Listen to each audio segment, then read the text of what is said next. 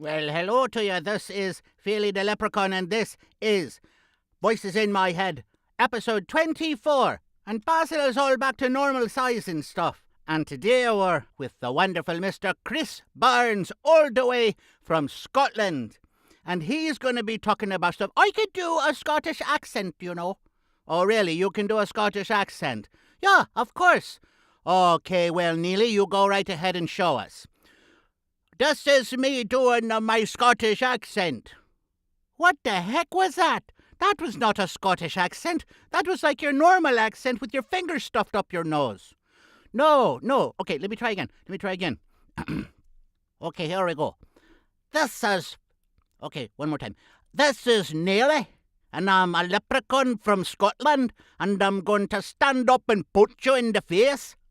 Work on it. Oh. Okay. Anyway, here we go with the show. Chris Barnes, Voices in My Head. Have a wonderful listen. Alrighty, ladies and gentlemen, welcome back to the show, and we have Chris Barnes with us all the way. This is literally all the way around the world. He's in Scotland. I'm in Alaska, and that's about as far as we've been able to travel thus far in this video series. So. Welcome to the show, Chris. Thanks for having me, Basil. How's things going over there in lovely, sunny Scotland? Yeah, sun's a bit hard to come by at this time of year. Going not too badly, though. It's busy. Oh, yeah. You've been really cranking out the titles as time's gone along here. What got you into the audiobook business? It's one of these things that, you ask so many of our peers this question, and I got into this by accident. Oh, yeah? Oh, yeah. Basically, it started in around about 2009 when I started doing voice acting, and I started doing like audio dramas for various internet-based groups. And as time went on, one of those groups got a chance to produce audiobooks for a new pulp publisher based in the US, Pro Productions, and they basically were looking for somebody to post-produce audiobooks for them. So during my sort of brief tenure doing audio drama, I had sort of moved into the other side of it and started doing the post-production work. So I kind of took that on and cranked out 3 or 4 titles for those guys, and then decided, you know what, I'm going to go the other side of the mic. I'm going to start narrating myself. And it's sort of gone from there. Oh, wow. Well, it's taken off pretty good for you, especially with the shirt that you're advertising there, your High Moor series. That was a pretty awesome story. I just finished listening to the third one a couple of weeks ago, and well done, I have to say. Thank you. Especially because I was in parallel with your werewolf series. I had my own werewolf series going, and to be able to run them against each other, how the stories were different, how the interactions with the characters were different and similar at the same time, it was kind of a neat thing to be able to listen to someone else's perspective and someone else's voice doing an almost very similar story. So, yeah, your Werewolf Hunter series is certainly an intriguing one. And yeah, like you, I've kind of watched your journey at the same time, and it's, we're not throwing comparisons here, but they're 2 completely different things. But it's nice to watch somebody else's journey along the lycanthropic road, if you like. Now, you do mostly horror, is what you've done, at least recently? Yeah, no. Basically, yeah, I mean, horror is my thing, which is obviously why I seem to have earned this moniker as the voice of horror. So yeah, I have done work in other genres under a pseudonym. Yeah, my love is horror. I love doing horror. So, I mean, have you loved doing that since you were a kid, as far as reading it? And I was kind of a late comer to horror. I was one of these kids that was always scared of everything, and it was only when I sort of hit my late teens, maybe early 20s, that I started to really enjoy horror again. I started with sort of your normal kind of low level horror, nothing too gory, nothing too scary at all, and just kind of built my way up. And now I'm reading extreme horror for fun. Do you ever have a hard time turning the lights off at night when you go to bed?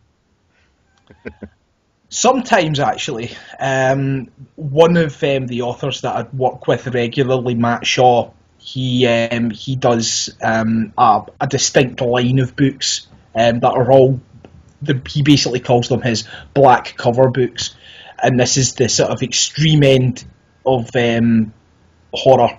And yes, some of those books, I need to take at least a week between projects to cleanse my soul. I am not a pretty sight for about a week after some of these, because they are pretty dark, bleak, just horrible, horrible books. But people love them. People absolutely love them. That's one thing that gets to me sometimes, and I don't understand that. I'll read some of the, I've read a few horror novels that I've narrated, and one or two of them scared me pretty badly. I didn't want to step out of my booth afterwards because I didn't know what was on the other side of the door. And but the fact that the way that they sell and people just eat the stuff up, I've always wondered what it is in someone's thoughts that draws them to this terror stuff. My thinking on it is that no matter how bad your life is, no matter how bad it gets, you're never horror novel bad. Yeah. And if you are, you probably won't remember it shortly because you'll be around. Wow. So you also, in addition to your own recording and your own narrating, you also work with other narrators. Is that correct? Yeah, I have done in the past. Because ACX only came to the UK sort of laterally in the last 2 years. So prior to that, people in the UK weren't able to use ACX to get their books done. Because I had obviously done all of this post-production work for other publishers in the US, I was then able to become, if you like, an Audible UK content partner. So I actually had a route into Audible, into iTunes, into all of Amazon's retail channels, if you like, through that direction, which meant that I could then basically produce people's novels that weren't able to use ACX. So we have done it that way for not that many titles, about 5 or 6 titles we've done that with. But obviously ACX is now here, so there's less and less call for that. Right. And I found I was on ACX's site the other day because I'm trying to do the same kind of thing here for Alaskan authors, and they don't have the content partner deal so much anymore. They just the link steers you straight to ACX. So it's probably good that you got in when you did because you're there. And yeah. So that's excellent. So, were you an audiobook fan or a listener prior to when you started creating them? Oh yes. Legend tells of a 5-year-old child who wouldn't give his mother a night's sleep. Mum was basically 6 before she got a full night's sleep. And the reason that first full night's sleep came about was because a family friend said, give him a tape player, give him some audiobooks, tell him not to leave his room, he can listen to as much as he likes. And a monster was born. So yeah, I've been listening to audiobooks now for over 35 years. Wow. So I was definitely a fan before I was a producer. Oh, that's excellent. And do you find that listening to audiobooks, because I listen to them all the time. When I'm not making them, if I'm doing something that requires my body to be mobile, I'm listening to an audiobook. And do you find that it informs your own narration when you listen to other narrators?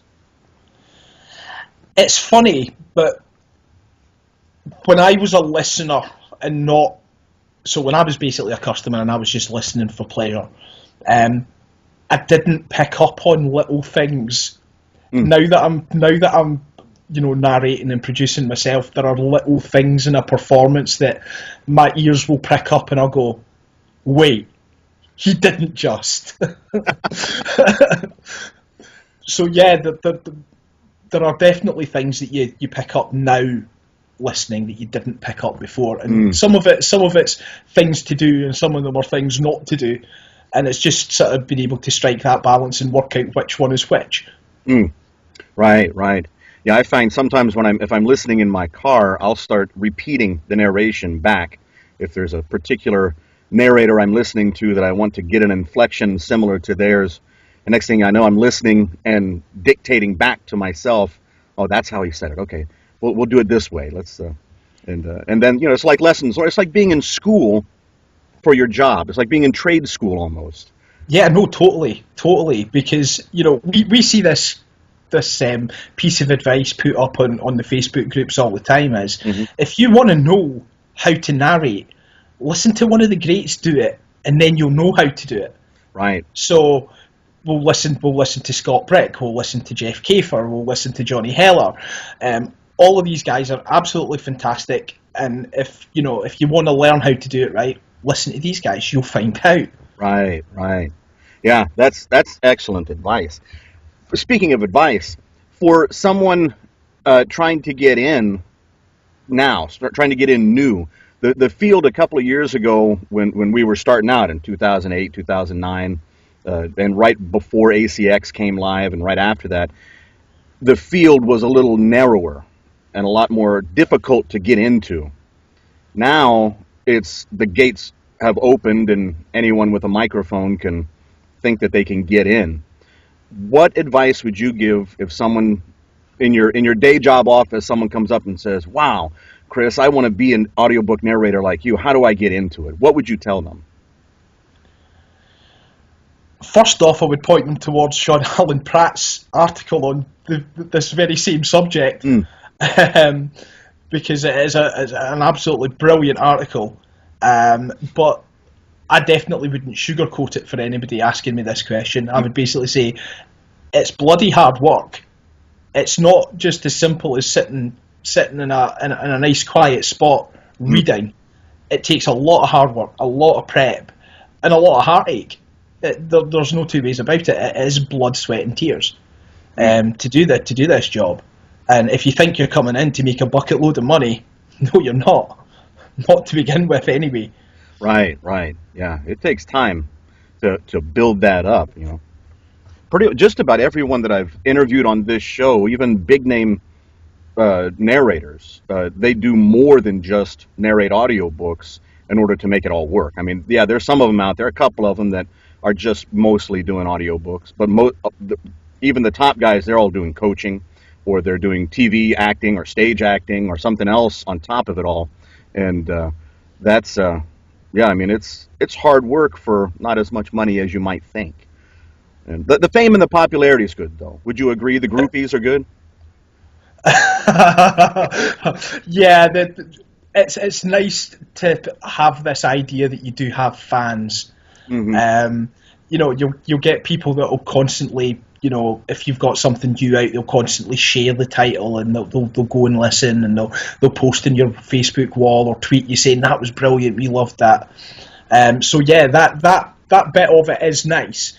But I am always of the opinion that I am ever only as good as my last screw up. Yep. So yep. I will never take that for granted. Somebody that likes me today might hate me tomorrow. Yeah. Oh yeah. What has been, if you know right off the top of your head, what would you recall as your worst review on ACX or on Audible? It was for The Final Winter by Ian Robb Wright, and basically the line was, stupid book, stupid, difficult to understand narrator, and now I have to come up with 15 words to describe how terrible it is. And then I I took a great deal of satisfaction in reading the number of words in the review and finding that it was 20. That's funny. That is funny. People can be blistering sometimes out there, and it makes me wonder, why did they even listen to the book? Just to give a negative review. But then again, sometimes, like you said, like yours, they're entertaining to get out there. But one thing, we don't take them to heart, right? Oh, definitely not. It's one of these things. You're never going to please everybody all of the time. Mm-hmm. If you please one person, pretty much your job's done. Yeah. So, yeah, no, I don't worry about the negative reviews at all. I've coined this phrase several times online, is that there are narrators out there, people that just, they listen to audiobooks and absolutely hate just about every single one that they listen to. The stories get high marks, but the narration never gets more than a couple of stars.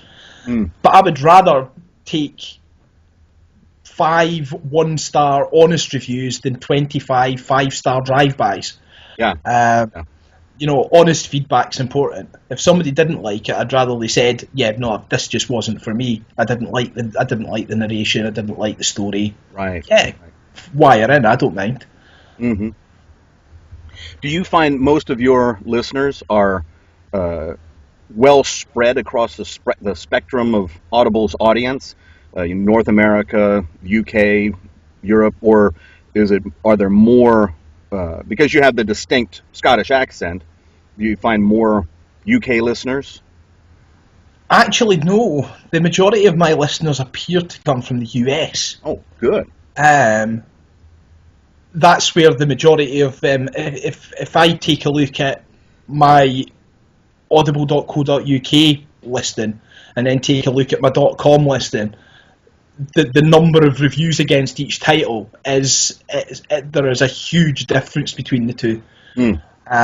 Sort of Highmoor's got something like 105 ratings at the moment on the US site, and on the UK it's only 21. So there is about a 5-time difference between the two. Oh yeah, that's pretty major. Do you find what was I going to say? I had a question. It was formulating in my head, and I think I tilted and it spilled out my ear. Royalty share or finished hour? How do most of your jobs break out? Initially, it was definitely RS, mainly because when you start out, you're trying to build a portfolio. You're trying to basically get the gigs to build a bit of a profile. So if it means maybe narrating 1 or 2 that aren't going to sell so great to begin with, but you're getting your name out there, and if you do a good job, then other people will hear it, and your gigs will build from there. I'm now starting to get to that tipping point where I'm doing more PFH than I am doing RS, and I'm actually at a point with certain rights holders where they will actually say, do you want RS or do you want per finished hour? And I get to pick and choose. Well, that can be good. Which is a nice place. It's a nice place to be. Oh yeah, having that option. If you think that a book's going to sell well, there's some out there that can way outdo a per finished hour or the finished hour rate. And, I'll bet you Bob Bray is now kicking himself he didn't take RS on The Martian. Oh yeah. Yeah, he'd be living in a mansion in Beverly Hills about now, man. Yeah, about six mansions, mate. No kidding. That is an awesome story. I had chatted with Bob once or twice on Facebook prior to that story, and I don't remember if that was the first one of his that I actually listened to or not. And I was like, holy cow. This is it was a good story, and B, his narration was just perfect. It was awesome. And that's the thing, all of us start off in similar places. We're just normal, looking out of the spectrum of narrators out there. I see most of us are right around, not young guys anymore, some not old guys yet. We're kind of in that crux of life that I guess what I'm trying to hit at is when you're in your 30s and 40s and maybe even 50s, and then jumping into a new career or what can become a new career, what made you want to do that leap? Why did you choose? I mean, if I'm not mistaken, you're an IT guy, right? That's right, yeah. Same as myself. Years and years, 25 years for me in doing IT. Got a good, steady paying job with government benefits. It's really nice. But I just had to get into audiobooks. And what made you decide, hey, I want to actually do this as something that I can make a living at maybe? Or what made you jump into it from that perspective? It's really, as I say, from picking up my first audiobook at 5 to recording my first audiobook at 36, it's my whole life has had a love affair with audio.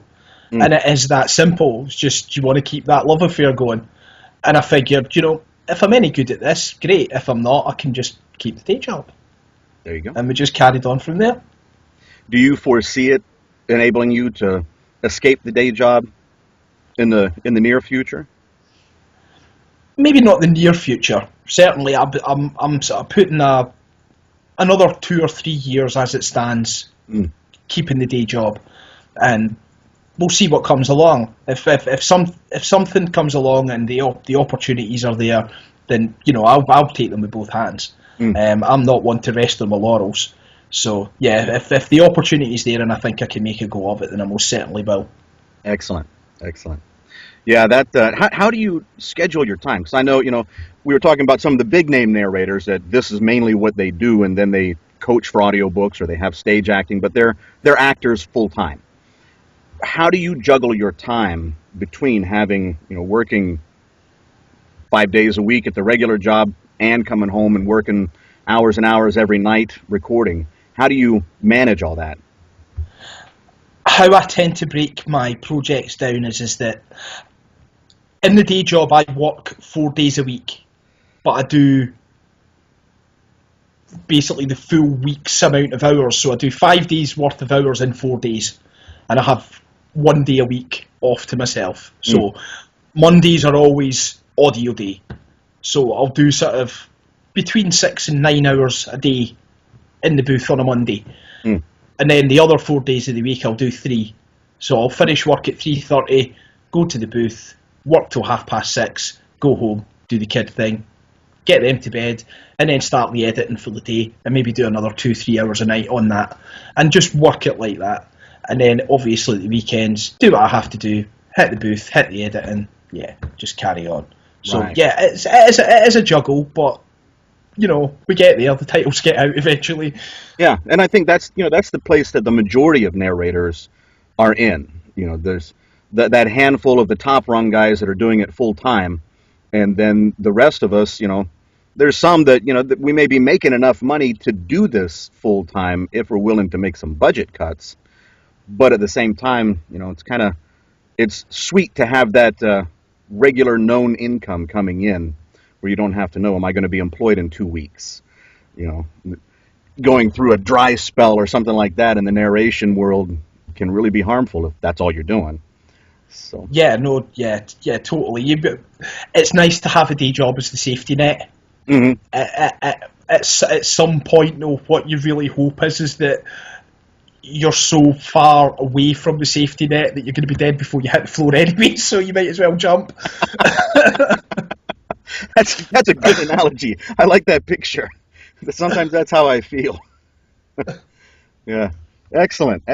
Well, I've got my housemates want to come up and ask you a couple of questions. They were pretty excited to get a chance to chat with you, and so I'm going to bring up the Leprechaun boys, and they wanted to query you with some stuff here. So let me call them. Hey boys, you want to come up? Oh, is it our turn now, Mr. Basil? Yes, it's your turn. Come on up.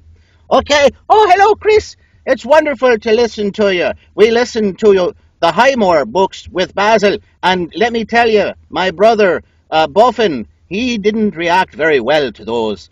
We've been sleeping with the lights on now for about 3 months. He likes dogs, but those are mean dogs. So, how did you get into doing that particular series? It seems to be doing really well. Well, basically, the author of the books, Graham Reynolds, was basically, I was recommended to him by another author who I'd done some work for. So Mr. Reynolds sent me an email and said, "Would you like to record my books?" I said, "Yes." And that was basically how that happened. Well, that's easy. It was not. At the time when I recorded Highmoor, I didn't have the best mic setup in the world, it has to be said. I ended up recording Highmoor 3 times from beginning to end before I was happy with it. And only because the 3rd time I rented a proper studio to go and work in. Well, that's a pretty steep learning curve there. Oh, sure it was. Sure it was. So, Buffin, you wanted to ask him a question. Ah, yes, I have a question for you, Mr. Barnes. Do you have a dog of your own? I used to. She died last year. Oh, that's very sad. It is. Didn't come back as a werewolf, did she? No. I mean, like you looked at where you put her and she's still there? Oh, yes. Because Basil's got a little Yorkie that comes down to our room sometimes, and when he growls at night, boy, oh boy, that's an evil-sounding little Yorkie.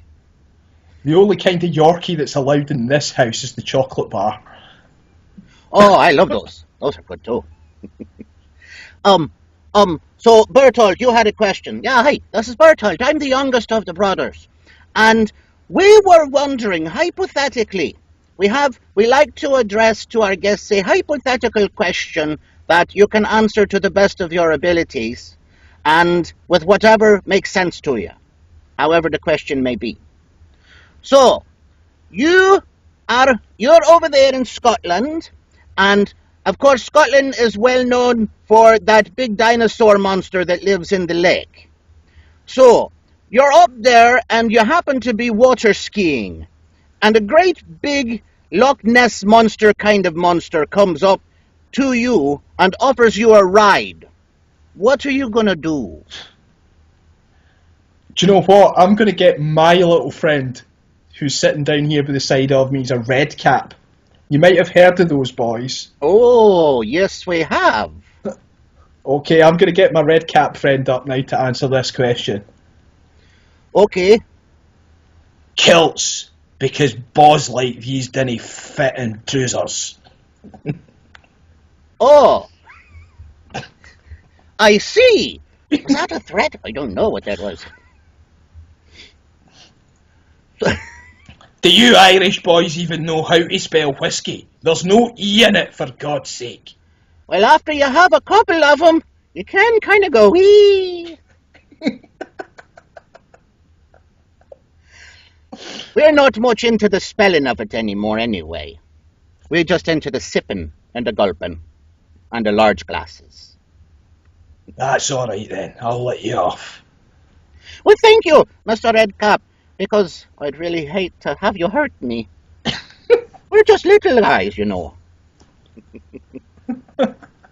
All right, boys, you have any other questions to ask? Oh, I have one other question. Do you eat haggis? As often as possible. Yea, man. for lungs.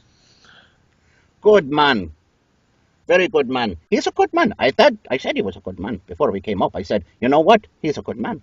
And he is. Thank you very much. And we'll just sit in the back and watch now. Okay, thank you, boys. Thank you very much.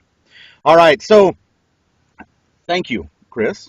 And been awesome chatting with you. What's your next projects that you got coming out? Oh, let's see now.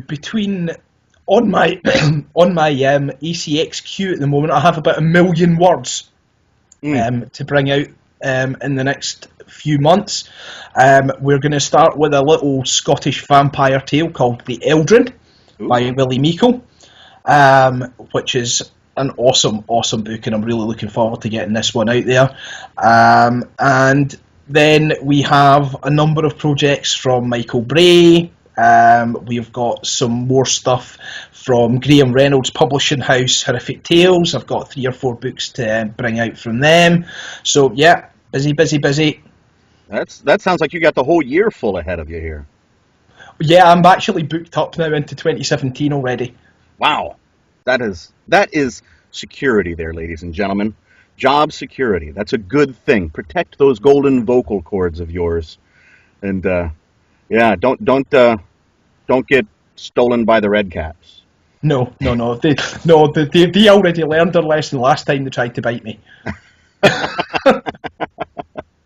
Excellent. Well, thank you for being on the show with us, Chris, and have a good one. Thank you for having me. Okay, so Nearly, did you work on that Scottish accent of yours? Oh, I worked on it a little bit. Let me see if I got this here now. Ready? Here we go. Well, I'm from the hills of Scotland up in the Highlands, and I can wear a kilt like no one else. I'm going to say that's not a very authentic Scottish accent that you've got there, Mr. Nearly. I'm sorry. Oh, so you can do better then, Gerald? Oh, well, yes. I believe I can. Oh, yeah? Well, just show us what you can do. Right. Okay, well, I speak it since I was a bairn. My man, my dad's getting on me for hovering from about the beginning of my days. And my granny's favourite story was when the Queen of England was riding in a carriage with the Queen of Tonga, and the horse unexpectedly farted. Queen Elizabeth turned to the Queen of Tonga and said, "I'm sorry," and the Queen of Topua said, "Oh, I thought it was yours." What'd he say? Oh, I don't know. Something about a fart. Okay, we'll assume that's original then. Copyright 2016 by Basil Sands and Sandman Alaska Studios and stuff like that. And, whatever Gerald said.